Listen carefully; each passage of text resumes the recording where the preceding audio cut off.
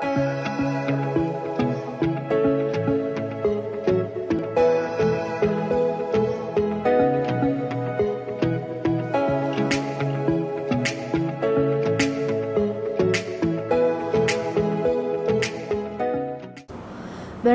sevgili öğrencilerim, sevgili kızım, oğlum, canım yavrum. Kızım yavrum, ben de belki de tanıyorsunuz. Fen bilgisi hocasıyım. Şimdi devam ederiz yavrum 5. sınıf fen bilgisine 5. dersimizdeyiz ya canım. Şimdi konumuza göre, kitabımıza göre biz önceden sınıflandırma aldık. Geçen derslerde işte sınıflandırmanı size anlattım. Hayvan sınıflandırmasıdır veya bitkilerin sınıflandırmasıdır. Hepsini bunları anlattım size şeydi. Şimdi bugün konumuz başka konudur. Başka şeye gideriz. O da yavrum ne demektir? Bak yazmışız da yukarıda konumuzun ismi. Canlı organizmaların enerjiye ihtiyaçları vardır. Canlı organizmaların enerjiye ihtiyacı vardır belki de böyle demektir.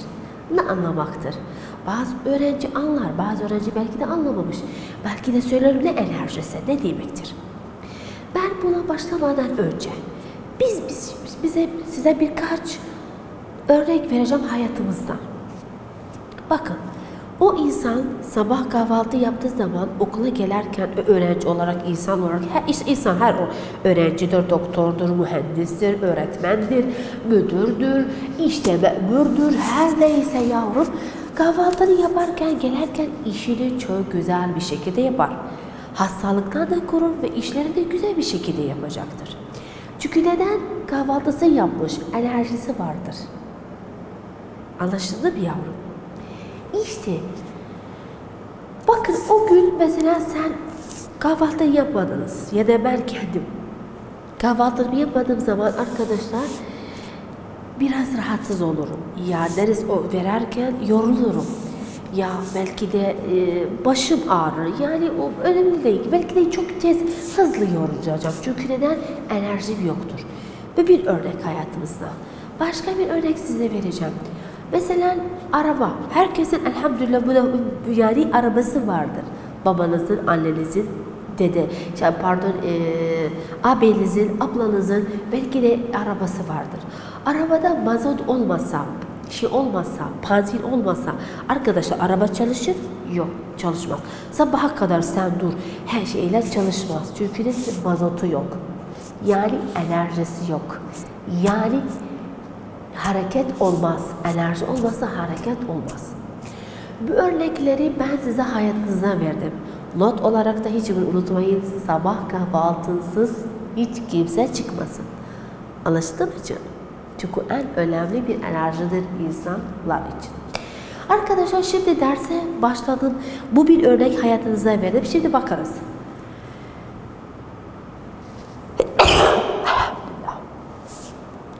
Affedersiniz yavrum, pardon.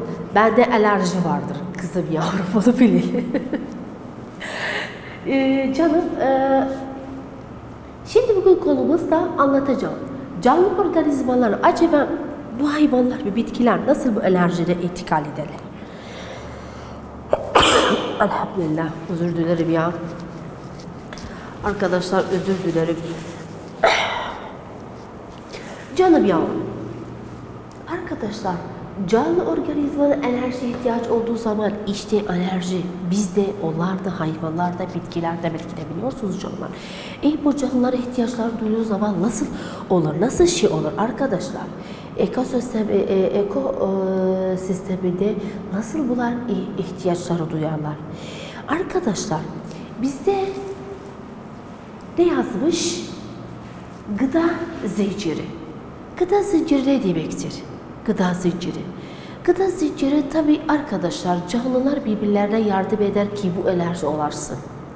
Önceden bu alerji kızım, oğlum, yavrum bizim dünyamıza, bizim gezegenimize gelen alerji kimler geliyor? Arkadaşlar bu resmi siz için yapacağım. Arkadaşlar bu nedir? Güneş. Bizim bu enerji gelen Enerji gelen bizim dünyamıza nedir? Güneş. Güneş kime verir? Bitkiye. Bitkiye kim verir? Hayvanlara verir. Ya tabii size güzel bir şekilde bir küçük kedi yapacağım. Resimde de arkadaşlar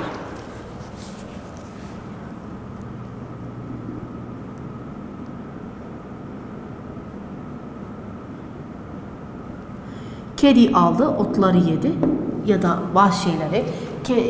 Kediden sonra mesela bizde insanlar, mesela koyun olarak insanlar koyunu yedi ya da şeydir arkadaşlar, tavuk yedi, işte et yedi. Bu mesela şeydir, kedi yaptı. İnsanlar mesela arkadaşlar tavuk.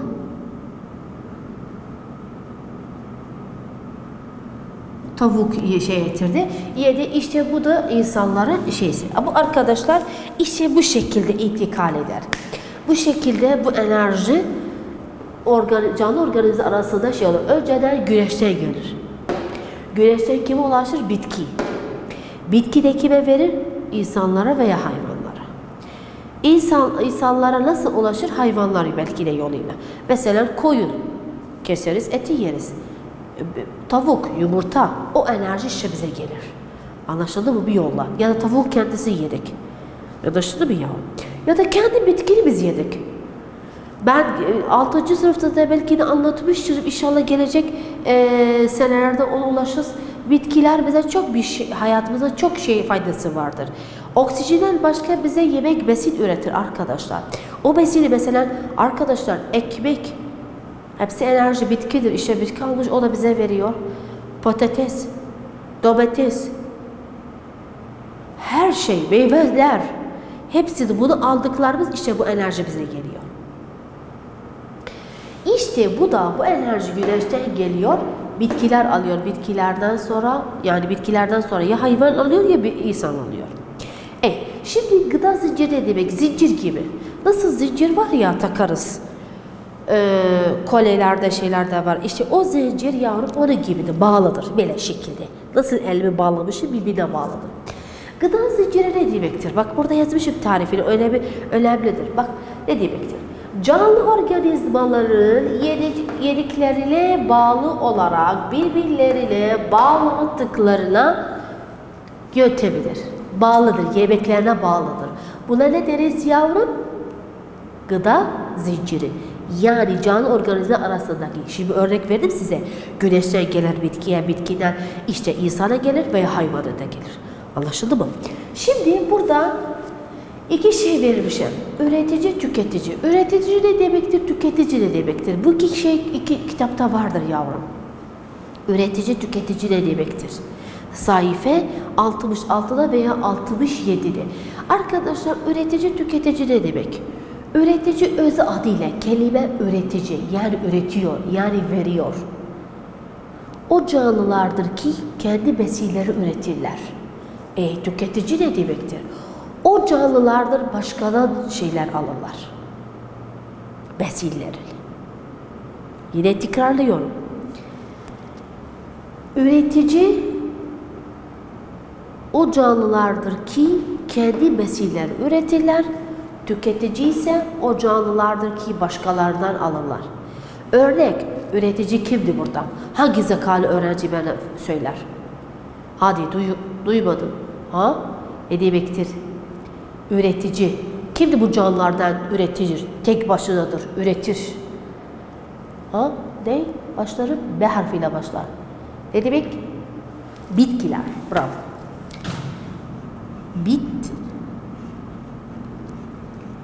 Bitkiler tek başına o canlıdır ki üretiyor.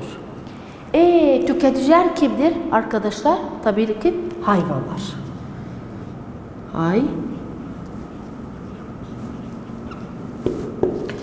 Üreticiler bitkilerdir.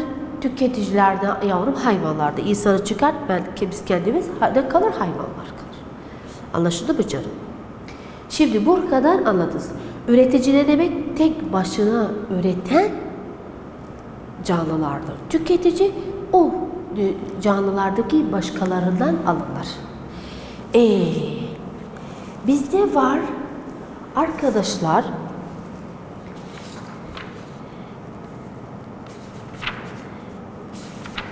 sayfa arkadaşlar gıda zincirinde mesela örnek olarak size bir örnek veririm. Kitapta da var. Sayfa 66'da da veya 67'de.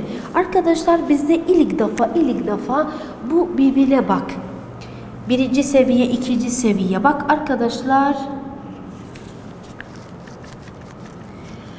Bak burada yazmışım bitki.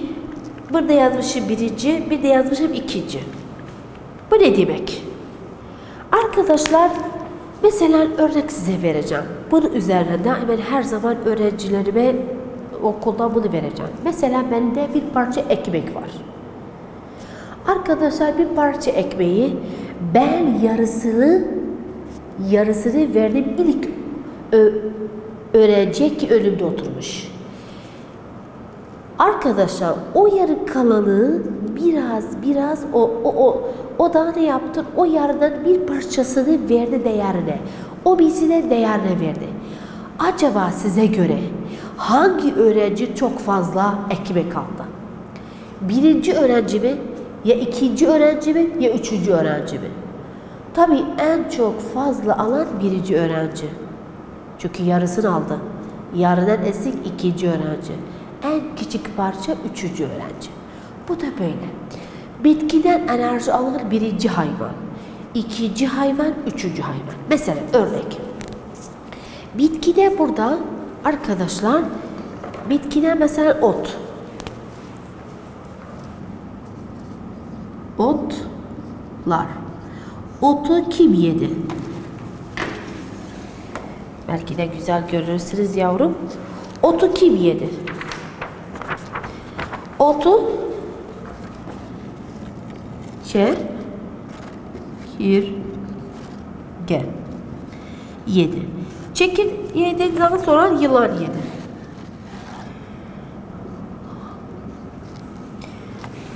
Tabii üçüncü. Sonra kim yedi? Şahin. Bu çok güzel bir önemli bir şeydi arkadaşlar, kızım yavrum. Buna çok dikkat edin. Örnek aldık gıda zincirine göre. Aynı enerji primasında da aynı bu işi alacağız. Enerji primasında da bu şekilde olacaktır kızım oğlum. Bu 1, 2, 3, 4. Birinci kimdir? Bitkidir. İkinci, birinci şey olan, ikinci olan, üçüncü olan, bunlar da nedir yavrum? Hayvanlar.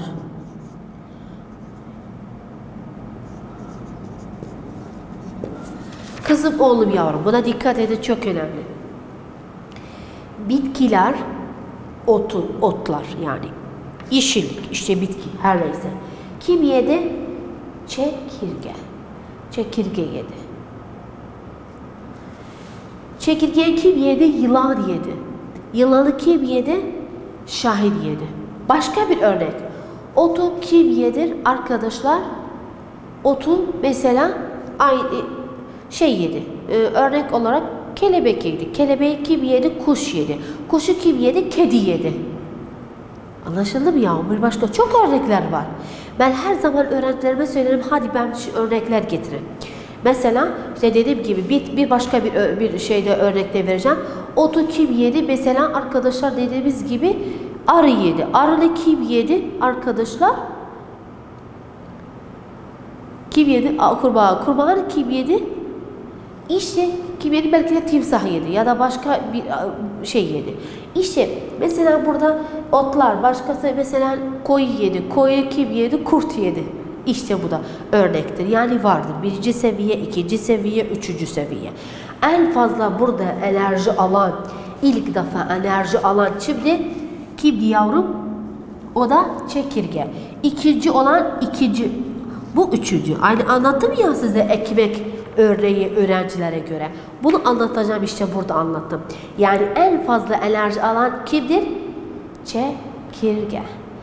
Az olan, yarı alan kimdir? Yılandır. Çok az alan kimdir yavrum? Şahindir. Bu ne demektir? Canlı organizmaların enerji ihtiyacı vardır veya nasıl intikal eder? Bu gıda zinciridir. Enerji primeti de aynıdır. Enerji primeti de var sizde kitabınızda. Yavrum aynı işte budur. Birinci şeyde daima bitki olur. Üretici olur. Çünkü üreteceğim başlarız. Ondan sonra birinci tüketici, ikinci tüketici, üçüncü tüketici. Anlaşıldı mı? Bunu da bilin. Bu enerji primesindedir. Bu notlarda size anlatacağım. Umarım bunu herkes anladı veya kitapta da birkaç örnek de size vermiş. Arkadaşlar sayfa 71'e gittiğiniz zaman arkadaşlar gözden geçirme var. Özel tabii size bağlıdır.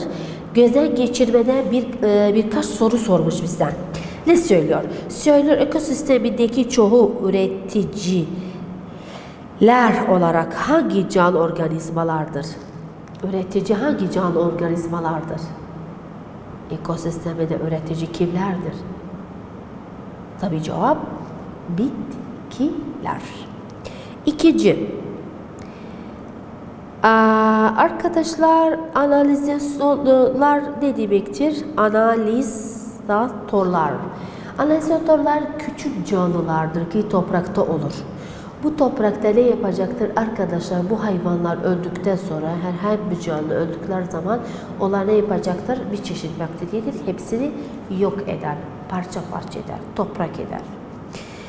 İşte bu ikincinin sorusunun cevabıdır. İsterseniz bunu bilmek için sayfa arkadaşlar bak ne söylüyor?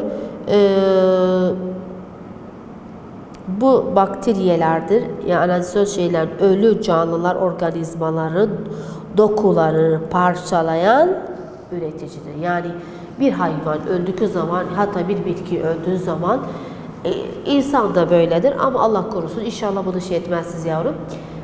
Kızım oğlum yavrum bir bitki öldüğü zaman bir hayvan öldüğü zaman arkadaşlar bakarsanız bir gün iki gün parça parça olur. Hepsi derisi veya kemiği olur. Bu da nedir? Bakteriyeler vardır. Veya buna da diğer analizatörler arkadaşlar ölü organizmalardır. Yani üzerinde yaşarlar bu bakteriyeler veya tüm hepsini parça parça edeceklerdir. Bu ikinci sorumuzun cevabıdır. Üçüncü sorumuzu yavrum, değerli canlı organizmaları yiyen canlı organizmalar adı nedir? Yani başkalardan alan organizmalar nedir? Kimdi onlar canım? O da kızım, oğlum, canım, yavrum tüketicilerdir. Tüketiyorlar. Çünkü kendileri besinler yapmıyorlar. Kendileri başkasını alarak tüketiciler. Arkadaşlar dördüncü soru araştır düşünceler daima öğrencilerin şeyse bırakacağım. Beşinci soru sınava hazırlık. Enerji tabanında her zaman çok önemli bu sorudur. Çok önemli sorudur. Ben burada enerji söyledim. Enerji primetinde. Piramidinde. Arkadaşlar enerji piramidinde tabanında yani yer alan hangi canlılardır? Bitkiyenler, B. Üretici, C. Yırtıcı hayvanlar, D. Küçük hayvanlar. Hangisidir? Cevap B. Tabii nedir? B. Üreticiler. B. Üreticiler. Umarım bunu anladınız yavrum veya konu çok kolaydı. Şimdi başka bir konuya gideriz. O da canım yavrum. Aynı hayvanlar üzerindedir. Hayvanlar acaba nasıl yaşarlar, nasıl birbirlerine yardım edecekler, nasıl şey edecekler? Bu soruların hepsine cevap ederiz. Anlaşıldı mı? Yani nasıl insanlar kendi arasında birbirlerine yardım edecekler, her şeyde dururlar, hayvanlar da aynı böyledir. Anlaşıldı mı yavrum? Bunlar da hepsini şey ederler. Çünkü bak biz burada en önemli bir yardımcı olarak bak bitki kime veriyor? Hayvana veriyor. Birinci hayvan. O bir hayvan değere veriyor. O da işte intikal ediyor enerji yavrum. Sonunda toprağa gidiyor, kalmıyor. Arkadaşlar ikinci konumuz, ikinci dersimiz canım yavrum. Aynı canlı organizmaların arkadaşlar nedir? Canlı organizmalar arasındaki arkadaşlar rekabet. Rekabet ne demektir? Tahtayı biraz sileceğiz. Rekabet ne demektir kelime? Rekabet yani arkadaşlar yarışma. Canlı organizmaların rakabet etkileyen yöntemleri. Sadece bunu sileceğiz. Yazarız. Rakabet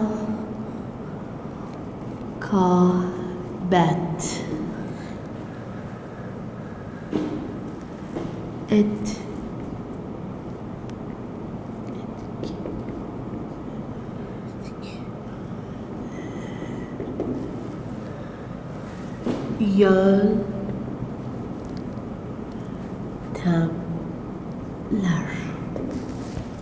Arkadaşlar konumuz canlı organizmaların rakabet etki yöntemleri.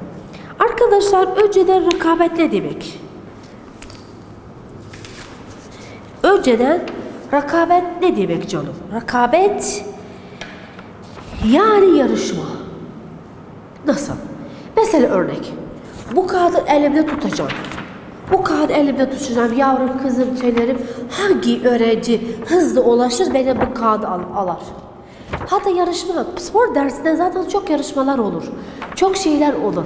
İşte koşarsınız, birincini kazandınız. İşte futbol oynarken birincini kazandığınız şey etiriz. Arkadaşlar hepsini bunu etiriz yavrum. İşte bunu hepsi nedir? Rekabettir. Arkadaşlar rekabet konusu çok uzun bir konudur. Umurum budur. Yani ben sadece ne demektir? Basit notları vereceğim. Gelecek deriz, tamamen içine gireriz. Tamam mı canım?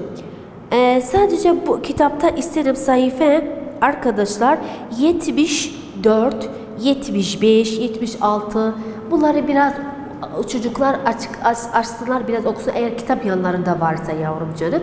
Eğer yoksa da yani sadece beni beklesinler veya çünkü rekabet yöntemleri çoktur ve bunu da gelecek ders anlatacağım veya nasıl birbirlerine yardım edecekler veya nasıl yaşarlar ve acaba faydaları var birbirlerine, acaba faydası yoktu birbirlerine. Bu soruların hepsinin cevabını, hepsini inşallah gelecek ders anlatacağım. Tamam mı canım? Hadi görüşmek üzere. İnşallah gelecek ders sizi göreceğim. Bekliyorum sizi canım.